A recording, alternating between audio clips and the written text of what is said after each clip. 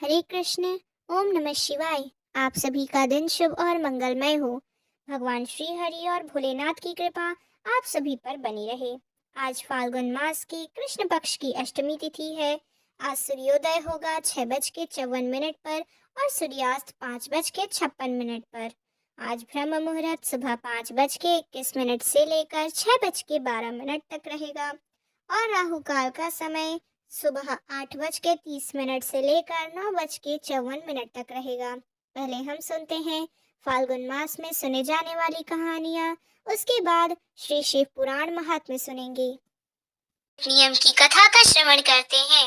जो भी सीता नित नियम की कहानी सुनने का नियम बना लेता है, उस पर श्री राम भगवान और माता सीता की विशेष कृपा होती है। वह कभी निर्धन नहीं होता, उसके भाग्य खुल जाते हैं। तो इसे अवश्य सुने। इस कहानी को सीता माता कहती थी और प्रभु श्री राम सुना करते थे। एक दिन श्री राम भगवान जी को किसी काम के लिए बाहर जाना पड़ा, तो सीता माता कहने लगी, भगवान मेरा तो 12 वर्ष का नितनेम है, अगर आप बाहर जाएंगे तो मैं अपनी कहानी किसे सुनाऊंगी। तब श्री राम जी ने कहा, सीते आप कुएं की पाल पर जाकर बैठ जाना और वहां पर जो भी औरतें पानी भरने आएंगी उन्हें अपनी कहानी सुना दीजिएगा। सीता माता कुएं की पाल पर जाकर बैठ गई। तभी एक स्त्री आई। उसने रेशम की जरी की साड़ी पहन रखी थी और सोने का घड़ा ले रखा था। सीता माता उसे देखकर कहने लगी, बहन मेरा 12 वर्ष का नितनेम सुन लो। पर वह स्त्री बोली, मैं तुम्हारा नितनेम सुनूंगी तो मुझे घर जाने में देर हो जाएगी और मेरी सास मुझसे झगड़ा करने लगेगी। इसलिए उसने कहानी नहीं सुनी और अपने घर चली गई। लेकिन उसके घर जाते ही उसके रेशम की जरी की साड़ी फट गई और सोने का घड़ा मिट्टी के घड़े में बदल गया। सासू ने देखा तो पूछा, अरे बहू यह किसका दोष अपने सिर लेकर आई हो। बहू बोली, माँ जी कुएं पर एक औरत थी, उसने अपनी कहानी सुनाने के लिए कहा लेकिन मैंने नहीं सुनी, शायद उसी का यह फल मुझे मिला है। बहू की बात सुनकर अगले दिन वही साड़ी वही घड़ा लेकर सास कुएं के पाल पर गई। सास को वहीं पर सीता माता बैठी मिली तो माता सीता ने कहा, बहन मेरी कहानी सुन लीजिए। सासू बोली, एक बार तो छोड़ो, मैं तो 4 बार कहानी सुनूंगी। तब सीता माता बोली, राम आए, लक्ष्मण आए, देश के पुजारी आए, नीत नियम का नियम लाए, आओ राम बैठो, राम तपी रसोई, जिमो राम माखन, मिश्री खाओ, राम दूध बतासा पियो। राम सूत के पालना मोठो, राम शाल दुशाला पोठो, राम शाल दुशाला ओढ़ो, राम जब बोलो राम ही राम, सवारे सबके काम, खाली घर भंडार बनेंगे, सबका बीड़ा पार करेंगे, जय श्री राम जय जय राम। सासू बोली, बहन कहानी तो बहुत अच्छी लगी। फिर कहानी सुनकर सासू घर चली आई और उसकी साड़ी फिर से रेशम की जरी बन गई और मिट्टी का घड़ा वापस से सोने के घड़े में बदल गया। बहू ने देखा तो कहने लगी, सासू माँ आपने यह सब कैसे किया। तो सासू बोली, बहू तू दोष लगा कर आई थी, अब मैं दोष उतार कर आई हूँ। बहू ने पूछा, माँ जी वह कुएं वाली स्त्री कौन है। सासू ने बताया, वह तो सीता माता थी, वह पुराने से नया कर देती हैं, खाली घर में भंडार भर देती हैं, वह लक्ष्मी जी का वास घर में कर देती हैं और मनुष्यों की जो भी इच्छा हो उसे पूर्ण कर देती हैं। बहू बोली, माँ जी फिर तो ऐसी कहानी मुझे भी सुना दो। सास बोली, ठीक है तुम भी सुनो। फिर सास ने कहानी शुरू की। राम आए, लक्ष्मण आए, देश के पुजारी आए, नित नियम का नेम लाए, आओ राम बैठो राम, तपी रसोई जीमो राम, माखन मिश्री खाओ राम, दूध बताशा पियो राम, सूत के पालना मोठो राम, शाल दुशाला ओढ़ो राम, शाल दुशाला ओढ़ो राम, जब बोलो राम ही राम, सवारे सबके काम, खाली घर भंडार भरेंगे, सबका बेड़ा पार करेंगे, बोलो जय श्री राम जय श्री राम। कहानी सुनकर बहू बोली, माँ जी कहानी तो बहुत अच्छी है। सासू ने कहा, ठीक है अब से इस कहानी को रोज किया करेंगे। अब सास बहू रोज सवेरे उठकर नहाती धोती पूजा पाठ करने के बाद नितनेम की सीता माता की कहानी कहती। तो एक दिन की बात है, उनके यहाँ पड़ोसन की एक औरत आई। बोली, बहन जरा आग तो देना। तो बहू बोली, आग तो हमने अभी जलाई नहीं है। पड़ोसन बोली, तो फिर सुबह सुबह 4 बजे से उठकर क्या कर रही हो? तो उसने कहा कि हम तो सुबह सुबह उठकर पूजा करते हैं। फिर सीता माता की नितनेम की कहानी सुनते हैं। पड़ोसन ने उसकी बात सुनकर फिर कहा, सीता माता की कहानी से सुनने से क्या मिलता है? तब वे दोनों बोली, सीता माता की कहानी कहने से घर में भंडारे भर जाते हैं, सारा काम पूर्ण हो जाता है और मन की इच्छा भी पूरी होती है। पड़ोसन ने कहा, बहन अगर ऐसा होता तब फिर मुझे भी कहानी सुना दो। पड़ोसन ने इस कहानी को सुना तो कहने लगी, बहन कहानी तो बड़ी सुंदर लगी। अब वह पड़ोसिन भी सीता माता की नितनेम की कहानी कहने लगी। कहानी कहने से सीता माता पड़ोसन के भी धन के भंडारे भर दिए। देखते ही देखते अब पूरे मोहल्ले में नितनेम की कथा चल पड़ी और हर किसी की मनोकामना पूर्ण होने लगी। हे सीता माता, जैसे आपने उन सभी के भंडारे भरे वैसे ही हमारे भी भरना। कहानी कहने वाले, सुनने वाले और हुकारा भरने वाले सबके भरना।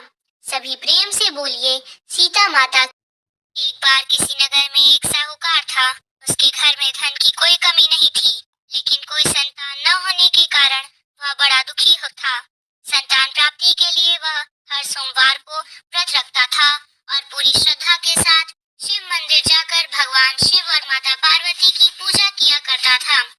उसकी भक्ति देखकर एक दिन माँ पार्वती प्रसन्न होकर भगवान शिव से साहूकार की मनोकामना पूर्ण करने का निवेदन करती है।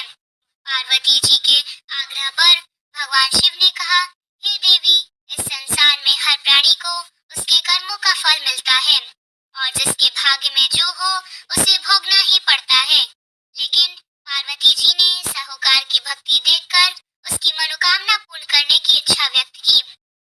माता पार्वती के आग्रह पर भगवान शिव ने साहूकार को पुत्र प्राप्ति का वरदान तो दिया, लेकिन उन्होंने बताया कि यह बालक केवल 12 वर्ष तक ही जीवित रहेगा। माता पार्वती और भगवान शिव की इस संवाद को सुनकर साहूकार इसलिए उसे न तो इस बात की खुशी हुई और न ही इस बात का कोई दुख हुआ, बल्कि वह पहले की तरह ही शिव जी की पूजा करता रहा। कुछ समय के बाद साहूकार की पत्नी ने एक पुत्र को जन्म दिया। जब वह बालक 11 वर्ष का हुआ तो उसे पढ़ने के लिए काशी भेज दिया गया। साहूकार के पुत्र के मामा को बुलाकर उसे बहुत सारा धन देते हुए कहा कि तुम इस बालक को काशी विद्या पढ़ने के लिए लेकर जाओ। तुम लोग रास्ते में यज्ञ कराते जाना और ब्राह्मणों को भोजन दक्षिणा देते हुए जाना। दोनों मामा भांजे इसी तरह यज्ञ कराते और ब्राह्मणों को दान दक्षिणा देते काशी नगरी निकल पड़े। इस दौरान रात में एक नगर पड़ा जहाँ नगर के राजा की कन्या का विवाह था, लेकिन जिस राजकुमार के साथ उसका विवाह होने वाला था वह एक हाथ से काना था। राजकुमार के पिता ने अपने पुत्र के काना होने की बात को छुपाने के लिए सोचा, क्यों न उस साहूकार के पुत्र को दूल्हा बनाकर राजकुमारी से विवाह करा दूं और विवाह के बाद इसको धन देकर विदा कर दूंगा और राजकुमारी को अपने नगर ले आऊंगा। लड़के को दूल्हे के वस्त्र पहनाकर राजकुमारी से विवाह करा दिया गया। साहूकार का पुत्र ईमानदार था, उसे यह बात सही नहीं गई और इसलिए उसने अवसर पाकर राजकुमारी के दुपट्टे पर लिख दिया कि तुम्हारा विवाह तो मेरे साथ हुआ है, लेकिन जिस राजकुमार के संग तुम्हें भेजा जाएगा वह एक आंख से काना है। मैं तो काशी विद्या पढ़ने जा रहा हूँ। जब राजकुमारी ने चुन्नी पर लिखी बातें पढ़ी तो उसने अपने माता पिता को यह बात बताई। राजा ने अपनी पुत्री को विदा नहीं किया, फिर बारात वापस चली गई। दूसरी ओर साहूकार का पुत्र और उसका मामा काशी पहुंचे और वहां जाकर उन्होंने यज्ञ किया। जिस दिन साहूकार का पुत्र 12 वर्ष का हुआ उस दिन भी यज्ञ का आयोजन था। लड़के ने अपने मामा से कहा कि मेरी तबीयत कुछ ठीक नहीं है। मामा ने कहा कि तुम अंदर जाकर आराम कर लो। भगवान शिव के वरदान अनुसार कुछ ही देर में उस बालक के प्राण निकल गए। मृत भांजे को देखकर उसकी मामा ने विलाप करना शुरू कर दिया। संयोगवश उसी समय भगवान शिव और माता पार्वती उधर से जा रहे थे। पार्वती जी ने भोलेनाथ से कहा, हे स्वामी, मुझे इसके रोने का स्वर सहन नहीं हो रहा है। आप कृपया इस व्यक्ति के कष्ट को अवश्य दूर कीजिए। जब जब भगवान शिव मृत बालक के समीप गए तो वे बोले कि वह उसी साहूकार का बेटा है जिसे मैंने 12 वर्षों की आयु का वरदान दिया था। अब आज इसकी आयु पूरी हो चुकी है। लेकिन मातृभाव से विभोर माता पार्वती जी कहने लगी, हे महादेव, आप इस बालक की और आयु देने की कृपा करें, नहीं तो इसके वियोग में इसके माता पिता भी तड़प तड़प कर मर जाएंगे। माता पार्वती के पुनः आग्रह पर भगवान शिव ने उस लड़के को जीवित होने का वरदान दिया। शिव जी की कृपा से वह लड़का जीवित हो गया। शिक्षित पूरे करके लड़का मामा के साथ अपने नगर की ओर वापस चल पड़ा। दोनों चलते हुए उसी नगर में पहुंचे जहां उसका विवाह हुआ था। उस नगर में भी उन्होंने यज्ञ का आयोजन किया। उस लड़के के ससुर ने उसे पहचान लिया और महल में ले जाकर उसकी खूब आवभगत की और अपनी पुत्री को धूमधाम से विदा कर दिया। इधर साहूकार और उसकी पत्नी भूखे प्यासे रहकर अपने बेटे की प्रतीक्षा कर रहे थे। उन्होंने प्रण कर रखा था कि अगर उन्हें अपने बेटे की मृत्यु का समाचार मिला तो वह भी प्राण त्याग देंगे। परंतु अपने बेटे के जीवित होने का कारण और समाचार पाकर वे बेहद प्रसन्न हुए। शिव ने साहूकार के स्वप्न में आकर कहा, हे श्रेष्ठी, मैंने तेरे सोमवार के व्रत करने और व्रत कथा सुनने से प्रसन्न होकर तेरे पुत्र को लंबी आयु प्रदान की है। इसी प्रकार जो कोई सोमवार व्रत करता है या कथा सुनता है और पढ़ता है, उसके सभी दुख दूर होते हैं और सभी मनोकामनाएं पूर्ण होती है। सभी प्रेम से बोलिए, भोले शंकर भगवान की जय, माता पार्वती की जय। जिन्होंने श्रद्धा से सोमवार का व्रत किया, यह पावन कथा सुनी और भगवान शिव का पूजन किया, उनके जीवन से समस्त दुख, रोग, शोक और संकट दूर होते हैं। यह व्रत न केवल सांसारिक सुखों को प्रदान करता है, बल्कि भगवान शिव की अपार कृपा से आत्मिक शांति, मोक्ष और चिर सुख की प्राप्ति भी कराता है। अब आइए और सच्चे मन से भगवान से प्रार्थना करते हैं। हे नीलकंठ भगवान शिव, आप भोले हैं, दयालु हैं, आशुतोष हैं। हमने जो कुछ भी पूजा, व्रत और कथा श्रवण किया है, उसमें यदि कोई त्रुटि रह गई हो तो क्षमा करें। हमें अपने चरणों में अटल भक्ति और जीवन में सच्ची समझ प्रदान करें। हमारे जीवन से अज्ञान, अहंकार और अधर्म का नाश करें। शिव शिव कहकर हम जीवन की राह पर चलें, यही हमारा संकल्प है। ओम नमः शिवाय। अग्नि यज्ञ, देव यज्ञ और ब्रह्म यज्ञ आदि का वर्णन भगवान शिव के द्वारा इन 7 वारों का निर्माण तथा उनमें से देवराधन से विभिन्न प्रकार के फलों की प्राप्ति का कथन। ऋषियों ने कहा, प्रभु अग्नि यज्ञ, देव यज्ञ, ब्रह्म यज्ञ, गुरु पूजा तथा बृहस्पति का हमारे समक्ष क्रमशः वर्णन कीजिए। सूत जी बोले, महर्षियों, गृहस्थ पुरुष अग्नि में सायंकाल और प्रातःकाल जो चावल आदि द्रव्य की आहुति देता है, उसी को अग्नि यज्ञ कहते हैं, जो ब्रह्मचर्य आश्रम में स्थित है। उन ब्रह्मचारियों के लिए समाधि का आधान ही अग्नि यज्ञ है। वे समाधि का ही अग्नि में हवन करते हैं। ब्राह्मणों, ब्रह्मचर्य आश्रम में निवास करने वाले द्विजों का जब तक विवाह न हो जाए और वे उपासना के प्रतिष्ठा न ले ले, तब तक उनके लिए अग्नि में समाधि की आहुति, व्रत आदि का पालन तथा विशेष यजन आदि ही कर्तव्य है। द्विजों, जिन्होंने ब्रह्म अग्नि को विसर्जित करके अपने आत्मा में अग्नि का आरोप कर लिया है, ऐसे वनप्रस्थियों और सन्यासियों के लिए यही हवन या अग्नि यज्ञ है। वे विहित समय पर हितकर, परिमृत और पवित्र अन्न का भोजन कर ले। ब्राह्मणों, सायंकाल अग्नि के दिए हुई आहुति संपत्ति प्रदान करने वाली होती है। ऐसा जानना चाहिए कि प्रातःकाल सूर्य देव की दी गई आहुति आयु की वृद्धि करने वाली होती है और यह बात अच्छी तरह से समझ लेनी चाहिए। दिन में अग्निदेव सूर्य में ही प्रविष्ट हो जाते हैं, अतः प्रातःकाल सूर्य को दी हुई आहुति भी अग्नि यज्ञ की ही अंतर्गत है। इस प्रकार अग्नि यज्ञ का वर्णन किया गया है। इंद्र आदि समस्त देवताओं के उद्देश्य से अग्नि में जो आहुति दी जाती है उसे देवयज्ञ समझना चाहिए। स्थाली पाक आदि यज्ञों में देवयज्ञ ही मानना चाहिए। लौकिक अग्नि में प्रतिष्ठित जो चुंडाकरण आदि संस्कार निमित्त हवन कर्म होता है उन्हें भी देव यज्ञ के ही अंतर्गत जानना चाहिए। अब ब्रह्म यज्ञ का भी वर्णन सुनो। द्विज को चाहिए कि वह देवताओं की तृप्ति के लिए निरंतर ब्रह्म यज्ञ करे। वेदों को भी नित्य अध्ययन या स्वाध्याय होता है, उसी को ब्रह्म यज्ञ कहा गया है। प्रातः नित्य कर्म के अंतर सायंकाल तक ब्रह्म यज्ञ किया जा सकता है, उसके बाद रात में इनका विधान नहीं है। अग्नि के बिना देवयज्ञ कैसे संपन्न होता है, इसे तुम लोग श्रद्धा से और आदर पूर्वक सुनो। सृष्टि के आरंभ में सर्वज्ञ दयालु और सर्वसमर्थ महादेव जी ने समस्त लोगों के उपकार के लिए वारों की कल्पना की। वे भगवान शिव संसार रूपी रोग को दूर करने के लिए वैद्य हैं, सबके ज्ञाता तथा समस्त औषधों के भी औषध हैं। उन भगवान ने पहले अपने वार की कल्पना की जो आरोग्य प्रदान करने वाला है, तत्पश्चात अपनी माया शक्ति का वार बनाया जो संपत्ति प्रदान करने वाला है। जन्म काल में दुर्गतिग्रस्त बालक की रक्षा के लिए उन्होंने कुमार के बालक की कल्पना की थी। तत्पश्चात सर्वसमर्थ महादेव जी ने आलस्य और पाप की निवृत्ति तथा समस्त लोगों को हित करने के लिए इच्छा से लोक रक्षक भगवान विष्णु का वार बनाया। इसके बाद सबके स्वामी भगवान शिव ने पुष्टि और रक्षा के लिए आयु करता त्रिलोक कष्ट परमेष्टि ब्रह्म का आयुष कारक वार बनाया, जिससे संपूर्ण जगत के आयुष की सिद्धि हो सके। इसके बाद तीनों लोगों की वृद्धि के लिए पहले पुण्य पाप की रचना हो जाने पर उनके करने वाले लोगों को शुभाशुभ फल देने के लिए भगवान शिव ने इंद्र और वम को वारों को निर्माण किया।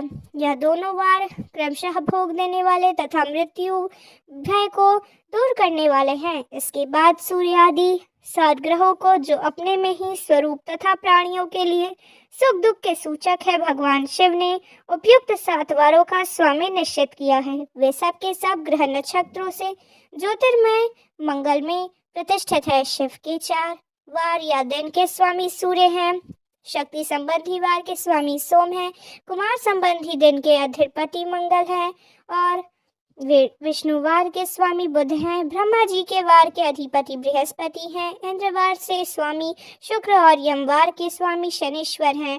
अपने अपने वारों में की हुई देवताओं की पूजा उनके अपने अपने फलों को देने वाली है। सूर्य आरोग्य के और चंद्रमा संपत्ति के दाता है।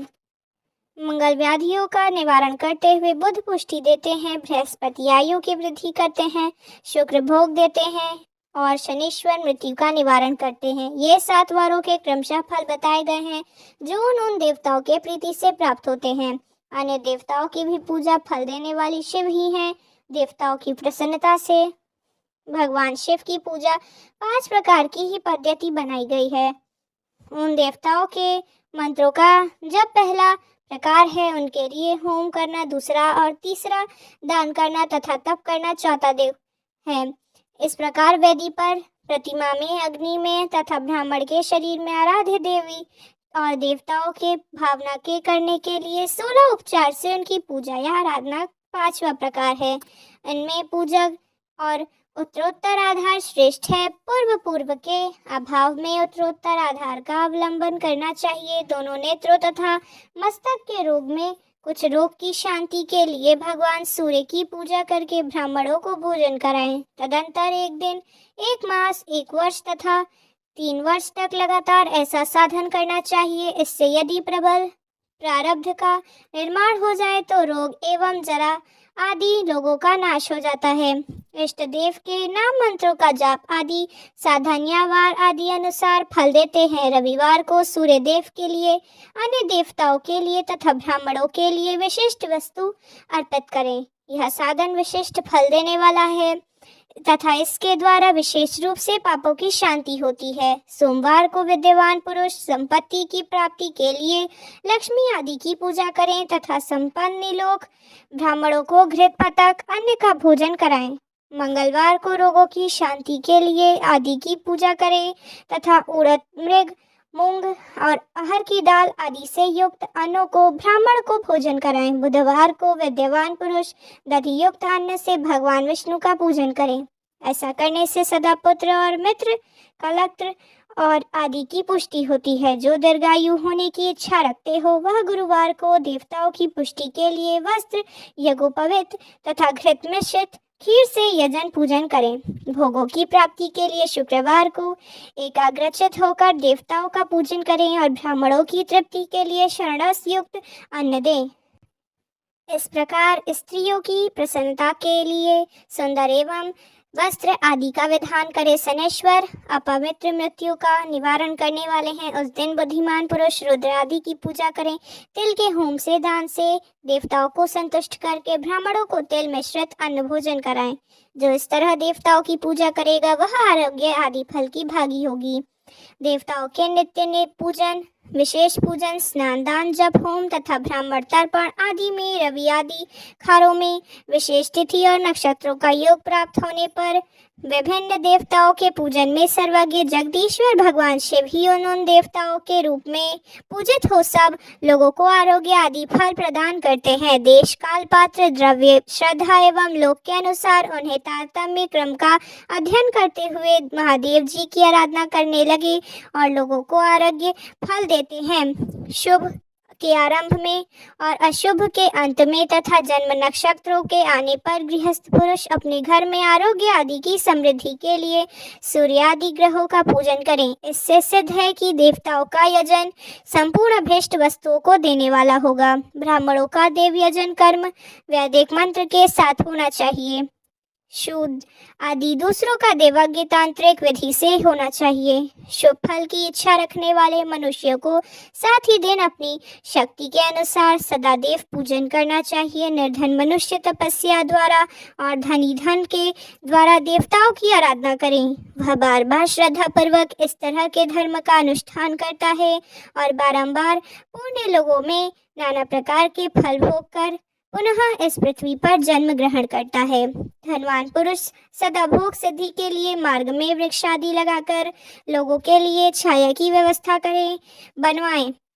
वेद शास्त्रों की प्रतिष्ठा के लिए पाठशाला का निर्माण करें तथा अनान्य प्रकार से भी धर्म का संग्रह करते रहें। धवी को यह सब कार्य सदा ही करते रहना चाहिए। समय अनुसार पुण्य कर्म की परिपाक से अंतःकरण शुद्ध होने पर ज्ञान की सिद्धि हो जाती है। द्विजो जो इस अध्याय को सुनता है, पढ़ता है अथवा सुनने की व्यवस्था करता है उसे देव यज्ञ फल प्राप्त होता है। देश, काल, पात्र और दान आदि का विचार। ऋषियों ने कहा, समस्त पदार्थों के ज्ञाताओं में श्रेष्ठ सूत जी। अब आप क्रमशः देश, काल आदि का वर्णन करें। सूत जी बोले, महर्षियों, देवयज्ञ आदि कर्मों का अपना शुद्ध गृह समान फल देने वाला होता है। अर्थात अपने घर में किए गए देवयज्ञ आदि शास्त्रोक्त फल को समान मात्रा में देने वाला होता है। गौशाला का स्थान घर की अपेक्षा 10 गुना फल देता है। जयशाला का तट भी उससे भी 10 गुना महत्व रखता है। और जहाँ बेल, तुलसी एवं पीपल के वृक्ष मूल निकट हो वहाँ स्थान जलाशय के तट से भी 10 गुना ज्यादा फल देता है। देवालय उससे भी 10 गुना महत्वपूर्ण स्थान जानना चाहिए और देवालय से भी 10 गुना महत्व रखता है। तीर्थ भूमि का तट उससे 10 गुना श्रेष्ठ, नदी का किनारा है उससे 10 गुना उत्कृष्ट है। तीर्थ नदी तट और उससे भी 10 गुना महत्व रखता है। सप्त गंगा नामक 7 नदियों का तीर्थ गंगा, गोदावरी, कावेरी, ताम्रपर्णी, सिंधु, सरसू और सरयू, नर्मदा आदि इन 7 नदियों को सप्तगंगा कहा जाता है। समुद्र के तट का स्थान इनसे भी 10 गुना पवित्र माना गया है और पर्वत के शिखर का प्रवेश समुद्र तट से भी 10 गुना पवित्र है। सबसे अधिक महत्व का स्थान वह जानना चाहिए जहाँ मन लग जाए। यहाँ तक देश का वर्णन हुआ है। अब काल का तारतम्य भी बताया जाता है। सतयुग में यज्ञ, दान आदि कर्म पूर्ण कल देने वाले होंगे, ऐसा जानना चाहिए। त्रेता युग में 3/4 फल मिलता है। द्वापर युग में सदा ही आधे की फल की प्राप्ति होती है और कलयुग में 1/4 ही फल की प्राप्ति होती है और आधा कलयुग बीतने पर इस 1/4 फल में से भी चौथुष कम हो जाता है। शुतः अंतःकरण करने वाले और पुरुष को शुद्ध एवं पुरुष पवित्र दिन सम फल देने वाले विद्यमान ब्राह्मणों सूर्य क्रांति के दिन और किया गया सत्कर्म पूर्वोक्त शुद्ध की दिन की अपेक्षा 10 गुना फल देने वाला होता है। यह जानना चाहिए, उससे भी 10 गुना महत्व उस कर्म का है जो विषय नामक युग में किया जाता है। दक्षिणायन आरंभ होने के दिन अर्थात कर्क को संक्रांति में किए हुए पुण्य कर्म का महत्व विषुवत से भी 10 गुना माना गया है। उससे भी 10 गुना मकर संक्रांति में और उससे भी 10 गुना चंद्र ग्रहण में किए हुए पुण्य का महत्व है। सूर्य ग्रहण का सबसे उत्तम समय है, उसमें किए गए पुण्य कर्म का फल चंद्र ग्रहण से भी अधिक और पूर्ण मात्रा में होता है। इस बात को विज्ञ पुरुष जानते थे और जगत रूपी सूर्य का राहु रूपी विषय से संयोग होता है, इसलिए सूर्य ग्रहण का समय रोग प्रदान करने वाला है। अतः उस विषय की शांति के लिए उस समय स्नान दान और जप करें। वह काल विश्व की शांति के लिए उपयोगी होने के कारण पूर्ण पद माना गया है। जन्म नक्षत्र के दिन तथा व्रत की पूर्ति के दिन समय सूर्य ग्रहण के समान ही समझा जाता है, परंतु महापुरुषों के संग का काल करोड़ों सूर्य ग्रहण के समान पावन होता है, ऐसा ज्ञानी पुरुष मानते हैं। तपोनिष्ठ योगी और ज्ञानिष्ठ यति ये पूजा के पात्र हैं, क्योंकि यह पापों के नाश में कारण होते हैं। जिसने 24 लाख गायत्री मंत्र का जाप कर लिया हो वह ब्राह्मण भी पूजा का उत्तम पात्र है। वह संपूर्ण फलों और भोगों को देने में समर्थ है। वह पतन से और श्राद्ध करते हुए अर्थात नरक में गिरने से बचता है। उसके लिए इसी गुण कारण शास्त्र में पात्र शब्द का प्रयोग किया गया है। वह दाता का पात्र से त्राण करने के लिए कारण पात्र कहलाता है। गायत्री अपनी गायिका का पतन से त्राण करती है, इसलिए वह गायत्री कहलाती है। जैसे इस लोक में जो धनहीन है उस दूसरों को धन नहीं देता, जो यहाँ धनवान है वही दूसरों को धन दे सकता है, उसी तरह जो स्वयं शुद्ध और पवित्र आत्मा है वही दूसरे मनुष्यों को त्राण या उद्धार कर सकता है। जो गायत्री का जप करके शुद्ध हो गया है वही शुद्ध ब्राह्मण कहलाता है। इसलिए दान, जप, होम और पूजा सभी कर्मों के लिए वही शुद्ध पात्र है। ऐसा ब्राह्मण ही दान तथा रक्षा करने के ही पात्रता रखते हैं। स्त्री हो या पुरुष जो भी भूखा हो वही अन्न दान का पात्र है। जिसको जिस वस्तु की इच्छा हो उसे वह वस्तु बिना मांगे ही दे दी जाए तो दाता को उस दान का पूरा फल प्राप्त होता है।